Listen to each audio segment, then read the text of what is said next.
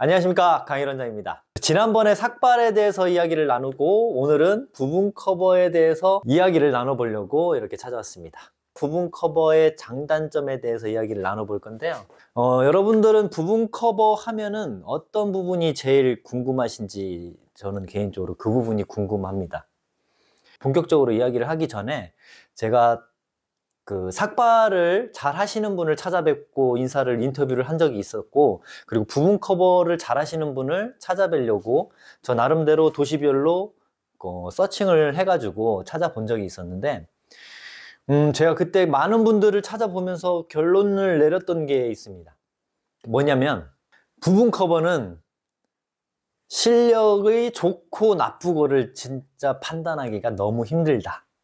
부분 커버의 가장 큰 그 부분에 이어지는 장점 중에 하나가 누구나 조금만 배우면 할 수 있다라는 부분을 제가 그렇게 말씀을 드리고 싶어요. 뭐냐면, 우리가 삭발에 비해서 이 디테일한 부분들을 확인하기가 굉장히 어렵거든요. 삭발은 눈에 보이고, 그리고 이 라인들 마무리하는 그 디테일한 부분들을 누구는 잘했고 누구는 못했고라는 그 명확한 판단이 있는 반면에, 부분 커버는 동영상이든 사진이든 소비자로서 사진을 보고 판단하기가 굉장히 어렵습니다. 저는 두피 문신을 하고 있는 사람인데도 불구하고 제가 잘하는 업체를 찾는 것조차도 힘든 거를 보면, 부분 커버를 받으시려는 분들은 더 힘들지 않을까라는 생각을 그때 많이 했습니다. 장점이자 저는 개인적으로는 단점에도 속한다라고 생각을 하지만, 조금만 배우면 할 수 있는 이유는 디테일한 부분을 하나하나 육안으로 확인하기가 매우 힘들기 때문에 누구나 조금만 배우면 할 수가 있고, 반면에 만족도는 상대적으로 더 높고, 그래서 이제 표현법, 즉 기법과 완성도의 명암의 차이가 사람마다, 작업자마다 굉장히 폭이 넓은 걸 볼 수가 있습니다. 누군가는 되게 자연스러움을 추구를 해서 밝게 마무리를 하는 사람들이 있고, 또 누군가는 꽉 찬 모습을 만족시켜 드리기 위해서 어둡게 마무리를 하시는 분도 있습니다. 그래서 어떻게 완성을 하든지 자연스러움의 기준에 따라서 밝고 어둡고, 그리고 도트의 크기와 밀도가 다양하게 정리가 된다고 볼 수가 있습니다. 그래서 이 부분과 이 부분은 한마디로 디테일한 부분이 정말로 확인하기가 매우 힘들기 때문에, 이 일을 하는 저도 알아볼 수 없을 만큼 실력의 편차는 확인하기가 매우 힘들고, 거기다가 리터치 역시도 작업하기가 매우 수월한 게 장점이라고 볼 수가 있겠습니다. 그러면 단점이 무엇이냐? 단점은 이 디테일을 확인할 수 없었던 부분들을 시간이 경과함에 따라서 결과의 편차가 굉장히 심해지는 걸 자주 볼 수가 있습니다. 이게 뭐냐면, 작업이 끝난 직후에는 모든 두피 문신은 완벽할 수밖에 없습니다.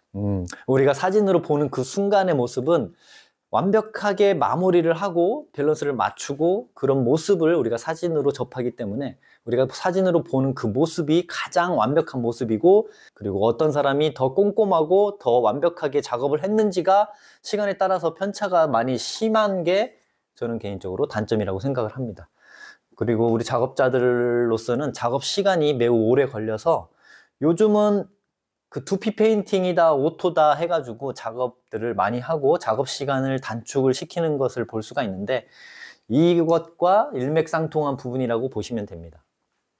우리는 이제 디테일한 모습을 잘 확인할 수가 없기 때문에 오토 머신과 두피 페인팅 머신으로 작업을 해도 크게 이질감을 못 느끼는 경우가 많습니다. 하지만 제가 뭐라고 그랬죠? 시간이 지나면 실력의 편차가 드러나는 부분이, 특히 오토 머신과 그런 머신들을 무작위로 작업을 한 결과물들이 대체적으로 시간이 지나면서 번지고 뭉치고 그런 경우들이 굉장히 많습니다. 그래서 탈모 면적에 따라서 이질감이 생길 수 있다. 이 부분은 설명이 또 별도로 필요하기 때문에 제가 뒤에서 알아볼 거고, 그리고 여기 나와 있죠? 디테일 확인이 어렵다.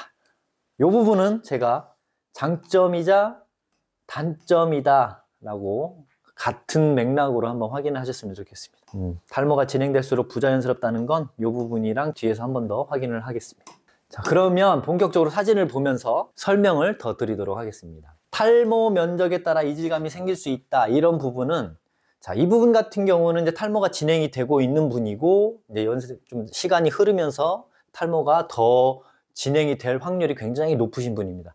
이런 분들 같은 경우는 이미 모발이 많이 빠져 있는 상태라서, 또 어둡게 두피 문신을 마무리를 하더라도 만족도는 떨어질 수밖에 없습니다. 그 부분은 뭐냐면 강한 빛에서 이 모습을 보면 조명이 통제된 상태에서는 빛이 반사가 되는 게 좀 덜하기 때문에 우리가 사진으로 봤을 때는 완벽해 보여도 강한 빛이나 우리 햇빛에서 우리가 이 상황을 보게 되면 이 안에 있는 이 두상의 모습이 그대로 비쳐가지고 제 아무리 엄청 까맣고 어둡게 올라간다고 해도 결코 그 부분들이 자연스럽게 보이거나 완벽해 보일 수가 없는 게 이렇게 탈모가 많이 진행되신 분들입니다. 이런 분들은 저희는 개인적으로 삭발하시는 것을 추천을 드리지만 그래도 앞에 머리도 많이 남아있고 채웠을 때 만족도는 어느 정도 보장이 되기 때문에 최대한 이질감이 느껴지지 않는 한에서 마무리를 하고 거기에 삭발을 나중에 진행을 해도 위험 부담이 없을 만큼의 명암을 그렇게 작업을 해드리는 걸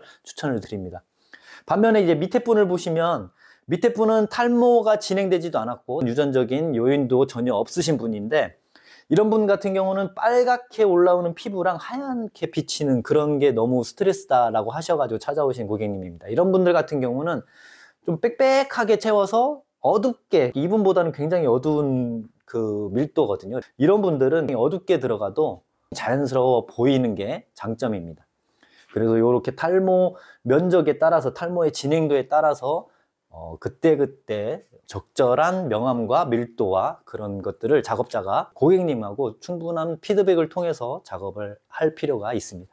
자, 이분 역시도 제가 이분과도 비슷한 케이스인데 이런 분들이 특히나 헤어라인과 이분 분들을 까맣게 작업을 진행을 했을 때 지금은 조명이 통제된 상태에서 우리가 사진을 찍었기 때문에 까맣게 보이고 어느 정도는 자연스러워 보이는데 마찬가지로 햇빛이나 밖에 나와서 봤을 때는 한계점이 분명히 드러날 수밖에 없습니다. 그래서 이런 분들은 흑채를 통해서 입체감을 충분히 보완할 수 있는 부분이 있기 때문에 한 것과 안 한 거는 명백하게 그 차이가 있습니다. 하신 분과 안 하신 분의 심리적인 변화가 굉장히 큰 걸 보면 본인 스스로도 어느 정도는 많이 만족하시는 것을 볼 수가 있습니다. 결론은 안 하는 것보다 한 게 100번 낫다라고 저는 말씀을 드리고 싶네요. 헤어라인 같은 경우도 남성과 여성이 다릅니다.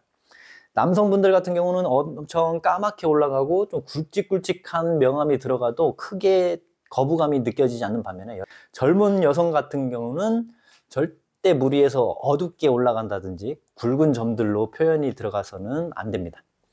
물론 연세가 이것이 진행되신 분들은 어둡게 올라가는 거를 좀 많이 요구들을 하셔가지고 그 부분을 충족시키기 위해서는 결국에는 조금씩 도트들이 커질 수는 있지만 그 여성분들은 보슬보슬한 도트로 자연스럽게 마무리하는 걸 추천드립니다. 나름대로 제일 중요한 케이스라고 저는 생각하시는 분인데 이렇게 그 탈모가 진행되면서 앞에 헤어라인은 어느 정도 모발의 양은 있는데 정말 몇 가닥 없으신 분들이 많습니다. 이런 분들 같은 경우는 이렇게 선명하게 헤어라인을 해서 도트를 이렇게 작업을 하게 되면 이게 평면과 입체적으로 몇 가닥 남지 않은 머리카락이 완전히 따로 놀 확률이 굉장히 높기 때문에 이런 분들 같은 경우는 고객님들이 원하더라도 작업자로서 최소한의 양심을 지키는 선에서 자연스럽게 그라데이션을 충분히 풀어주면서 조금 더 시간이 흐르면서 어색해지는 걸 최소화할 필요가 있습니다. 그래서 이런 분들을 제가 그 대전에 내려와서 한 번 본 적이 있습니다. 딱 그려진 듯 라인을 그리신 분이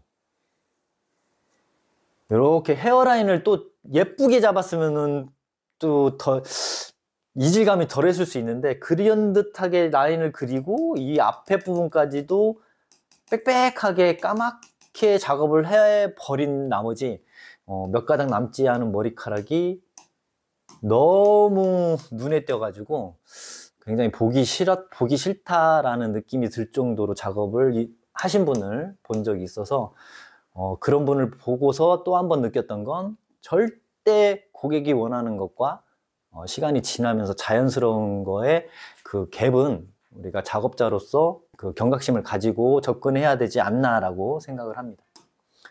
마지막으로 이제 시간이 흘러도 변함없이 자연스러워야 한다는 건 제가 개인적으로 생각하는 두피 문신의 근본적인 종착지라고 생각을 하는데, 최근 들어가지고 오토머신, 특히나 두피 염색이라고 해서 두피 페인팅이라고 굉장히 각광받는 그 시술 방법이 있는 걸로 알고 있습니다. 하지만 그게 지금 최근 들어가지고 부작용 사례들이 많이 늘어나고 있는데, 결국에는 우리가 두피 문신, 정통 머신을 하더라도 부작용 사례는 나올 수밖에 없습니다.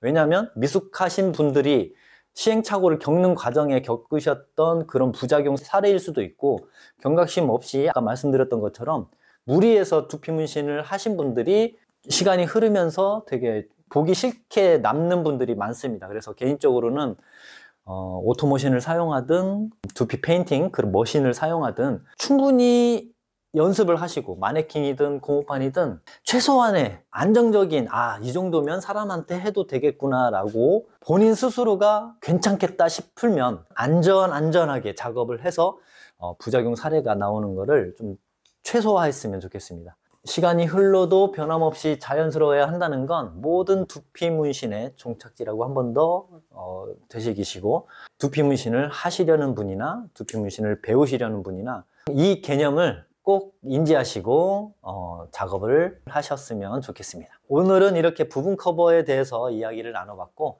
다음 시간에는 제가 생각하고 있는 오토머신과 두피 문신의 문제점 그리고 개선점에 대해서, 제가 마음속으로 생각하고 있던 아쉬운 점들에 대해서 좀 더 심도 있게 여러분들과 이야기를 나눠보고 싶습니다. 오늘 긴 시간 끝까지 시청해 주신 분들 너무 감사드리고요. 다음 시간에 다시 뵙겠습니다. 감사합니다.